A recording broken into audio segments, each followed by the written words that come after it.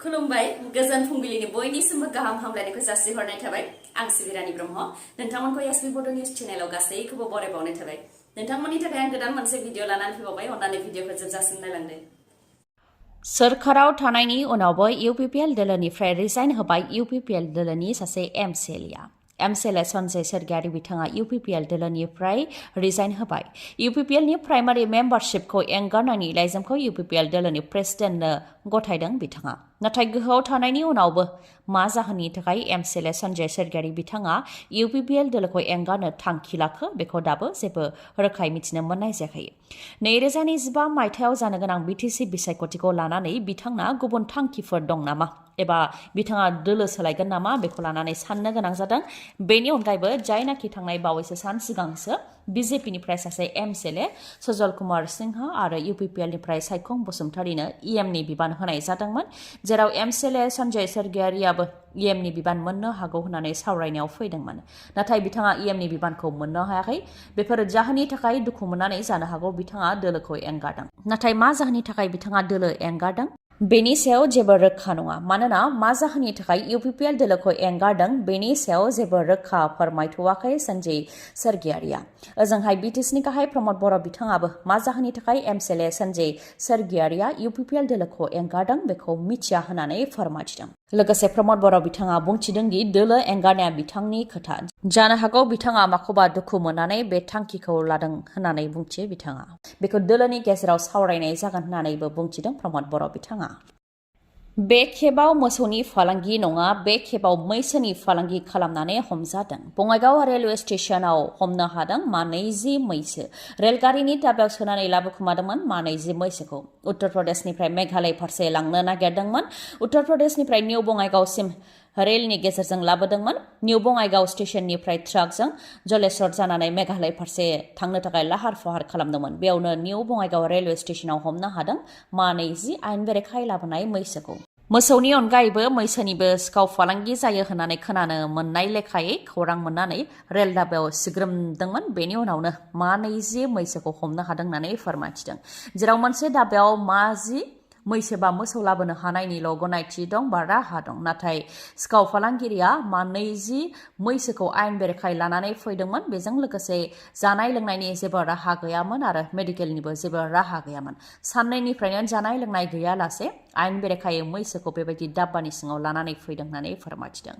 जायनाखि मैसोखौ रेलगारिजों लाबोनाय जादों बेनिखायनो मैसो फालांगि खालामनायाव रेल बिफाननिनो मावथिनि आखाइ थानाया रोखा फोरमान जादों होननानैबो फोरमायथिदों चिरां जिल्लायावबो जागायबाय खेल महारन विधानसभा खोलोबनि खेल महारन 2.0 जागायबाय सिडली बियाबनि सिङाव थानाय सुबाइजार गोजौ फरायसालिनि गेलेग्रा फोथाराव खेल महारना जागायबाय MLA निर्मल कुमार ब्रह्म जों लोगोसे जिल्ला बेंगिरिजों लोगोसे गुबुन गुबुन बिबानगिरिफ्रा बाहागो लादों मैयानि सानाव गामि सिंनि गेलेगिरिफ्रा खाबु मोना बेनिखायनो गामि गामिफोराव खेल महारन खुंनानै गेलेगिरिफोरखौ सायख'नाय जादों आरो गेलेगिरिफोरखौ सायख'नानै गोजौ थाखोसिम लांनाय जागोन होननानैबो फोरमायथिदों गिबियाव VCTC लेभेलाव सायख'नाय जागोन बेनि उनाव LSC लेभेल बा विधानसभा लेभेलाव लांनाय जागोन बेनि उनाव जिल्ला लेभेलाव आरो बेबायदिनो गोजौ थाखोनि गेलेनायाव लांनाय जागोन होननानैबो फोरमायथिदों गासै मोन 7 गेलेनाय थागोन बेनि मादाव मोनथामा गोदान मोन 7 गेलेनायफोरनि मादाव जाहैबाय जोलुर गेलेनाय बुलुर गेलेनाय काबादि 100 मिटार खारनाय 400 मिटार खारनाय गोलाव बारनाय साइक्लिं चेस आरो सुइमिं बा सानस्रिनाय बेफोर गेलेनाय थागोन होननानैबो फोरमायथिदों चिरां जिल्लायाव खेल महारना जागायनायनि अनगायैबो उदालगुरि जिल्लानि भेरगावआवबो खेल महारना जागायबाय जेराव लोगो जिल्ला बेंगिरिजों लोगोसे गुबुन गुबुन बिबानगिरिफ्रानो बेयाव बाहागो लानायखौ नुनो मोननाय जादों BTC एसेम्ब्लिनि जथुम्मा जागायबाय मैयानिफ्राय जागायबाय BTC एसेम्ब्लिनि जथुम्मा सदनाव मा सावरायनाय जादों बेरेखा दोलोनिफ्राय मा बुंखो आरो सोरखारनि फारसेनिफ्राय मा फोरमायखो बेखौ मिथिहोनो लाबाय बेरेखा दोलोनिफ्राय फोरमायथिदों दि एसेम्ब्लियाव 2 बिल थिसननाय जादों आरो बेखौ लानानै दिनै सावरायनाय जागोन बिचार गोरोबथानि गेजेरजों फैनो गोनां फसंथानफोर जेरै इउनिभार्सिटि रेलवे कच factory Navodaya Vidyalaya sports university NIT बेफोरखौ लाबोनायनि खोथा दंमोन नाथाय दिनैसिमबो लाबोनो हायाखै बेखौ लानानै सोंथि खालामनाय जादों नाथाय बेनि सायाव लिरनानै फोरमान होनो हायाखै जागोन प्रप'जाल दैथायहरनाय जादों होननानैल' फिननायखौ होदों आरो प्रप'जाल दैथायहरनायानो सिमा जानानै दासिमबो दं होननानै फोरमायथिदों बेरेखा दोलोनिफ्राय बेनि अनगायैबो मुंख्लंफोरनो एक्सग्रेसिया होनायनि बेलायावबो सोंथि खालामनायाव सरकारनि फारसेनिफ्राय बेखौनो फिननाय होदों दि थांनाय बाजेटआव 25 कोटी रां मोनखाबाय बेनि मादाव 10 कोटीखौ होनो थाखाय लिस्ट बानायगासिनो दङ एप्रुवेल मोनोबानो होगोन होननानै सरकारनि फारसेनिफ्राय बुंदों होननानै फोरमायथियो बेरेखा दोलोनिफ्राय बेनि अनगायैबो झारबारियाव सानै एनडिबिखौ गावथारनाय जादोंमोन बिथांमोननो फरेस्ट डिपार्टमेन्टनिफ्राय एक्स ग्रेसिया होनाय जादों होननानै सरकारा बुंदों नाथाय बेनि फोरमानखौबो हाउसआव होनो हायाखै सरकारा लेन्ड एन्ड रेभिनिउ डिपार्टमेन्टआव 2,50,000 सुबुंफोरनो हानि पट्टा सरकारा होदों होननानै दाबि खालामदों नाथाय बेनि लिस्टखौबो हाउसआव होनो हायाखै सार्कल अफिसाव थांनानै लिस्टखौ लाहैनो थाखायसो बिथांमोननि इएमआ बुंथिदों होननानैबो फोरमायथियो बेनि अनगायैबो भारत सरकारजों बिथांमोनहा इन्टार मिनिस्ट्रियेल मिटिं जिरायदोंमोन बेयाव मा सावरायनाय जादों आरो मा फिथाइ मोनदों बिनि सोमोन्दै सावरायनायनि सोमोन्दै भिजिबिलिटि रिपर्ट बा बिचार गोरोबथानि एनेक्सार 2-3-4 नि लिस्ट होनो थाखायबो खावलायदोंमोन बेखौबो होनो हायाखै जेराव बिथांमोननि सावरायनाया गासैबो नेगेटिभ जाजोबदों होननानै मिथिनो मोननाय जादों नाथाय बिथांमोनहा सावरायनायाव गासैबो पजिटिभ जादों होननानै दाबि खालामदों नाथाय बेनि जेबो फोरमान होनो हायाखै होननानै बुंथियो बेरेखा दोलोनिफ्राय ओजोंहाय सरकारनि फारसेनिफ्राय बेखौनो फोरमायथिदों दि 3,111 एनडिबिनि मुंख्लं नखरनि मादाव 442 मुंख्लं नखरफोरनो राङारि अनसुंथाइ बा एक्स ग्रेसियाखौ होनाय जाबाय जेराव बडलेण्ड सोमावसारनायाव मुंख्लं जानांनाय बिएलटिनिफ्राय लानानै एबसुनि आरो गुबुन गुबुन गासै 2,626 नि मादाव 17 बोसोराव हाग्रामानि सरकारा 300नि गोबां नखरनोल' राङारि अनसुंथाइखौ होदोंमोन नाथाय दानि UPPL आरो बिजेपि सरकारा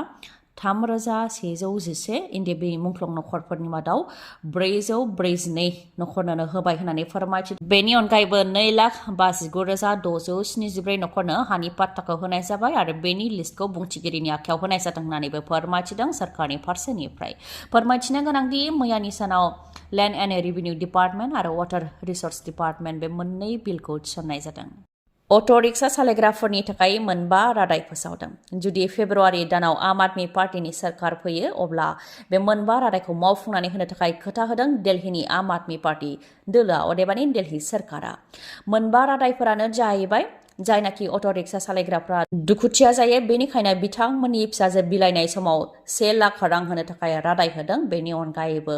अट' रिक्सा सालायग्राफोरा इउनिफर्म गाननो गोनां जायो बेनिखायनो बोसोरसेयाव खेबनैयै इउनिफर्म सुनो थाखाय 2,500 राङै होनो थाखाय रादाय होदों लोगोसे 10 लाख रांनि लाइफ इन्सुरेन्स 5 लाख रांनि एक्सिडेन्ट इन्सुरेन्स आरो बिथांमोननि फिसाफोरा जाहाथे गोजौ थाखोनि सोलोंथाइ लानो हायो आईएएस आईपीएस डक्टर इन्जिनियार जानो हायो बेनि थाखाय बिथांमोननो बेसेन नाङै कचिं होनाय जागोन होननानै फोरमायथिदों लोगोसेनो दाबि खालामनाय बायदि पुचो एपखौ लाबोफिननाय जागोन होननानै रादाय होदों दिल्ली सरकारा चिरां जिल्ला बिजनी भारत भुटान सिमायाव फिन हाग्रा मैदेरनि उदखार भारत भुटान सिमानि धलादांगा गामियाव हाग्रानि मैदेरा फैनानै समेन सिंह बिथांनि न' बांखौ सिलिंखार खालामलांनायजों लोगोसे न'आव थानाय माइ माइरं गासैखौबो जानानै सिलिंखार खालामलांदों हाग्रानिफ्राय फैनाय मैदेरा समेन सिंहनि गंनै न'खौ सिफायनानै थेर बेथेर खालामनायजों लोगोसे न'आव थानाय गासैबो मुवाखौ जानानै खहा खालामलांदों होननानै फोरमायथिदों दुखुथिया न'खरनिफ्राय फोरमायथिनाय बायदिब्ला दिन हाजिरा मावनानै जाग्रा समेन सिंहआ उन्दुफुबाय थानाय समावनो हाग्रानिफ्राय फैनाय मैदेरा फारसेनिफ्राय बिथांमोननि न'खौ सिलिंखार खालामलांदों बेनि उनाव न'आव थानाय गासैबो मुवा बेसादफोरखौ जादों खुनुरुखुमै जाथायनिफ्राय न'खरनि सोद्रोमाफ्रा जिउ रैखा मोननो हादों होननानैबो फोरमायथिदों जाथायजों भुगिनांनाय न'खरा नोंथांनि मेगनाव जेंना जादों नामा जुदि जेंना जादोंब्ला आरो नोंथाङा मेगननि मोजां डक्टर नागिरदोंब्ला नोंथांनि थाखाय मोजां खौरां बङाइगावनि आइ हस्पिटालाव फैगोन सिनियर आइ स्पेशलिस्ट डक्टर प्रबिन बसुमतारी बिथाङा एम्स निउ दिल्लीनि बारग' एसआर आरपिसि आरो दिल्ली जिएनसिटिनि बारग' आइ कनसालटेन्ट डक्टर प्रबिन बसुमतारीनि अनगायैबो मेगननि डक्टर आशराफुल आलम आरो डक्टर मेघाली शर्माखौबो बङाइगावनि आइ हस्पिटालाव नोंथांमोनहा मोननो हागोन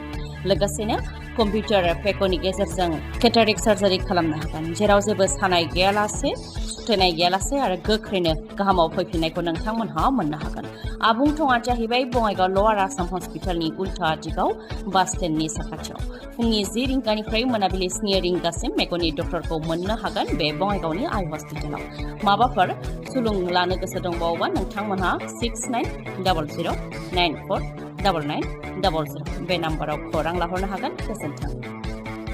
दिनैनि भिडिअआ एसेनोसै गाबोन आरो गोदान भिडिअजों लोगो मोनफिनबावगोन नोंथाङा दासिमबो आंनि चेनेलखौ साबस्क्राइब खालामाखैबा अन्नानै साबस्क्राइब खालामदो लोगोसे लाइक कमेन्ट आरो शेयार खालामनो दाबाव गोजोन्थों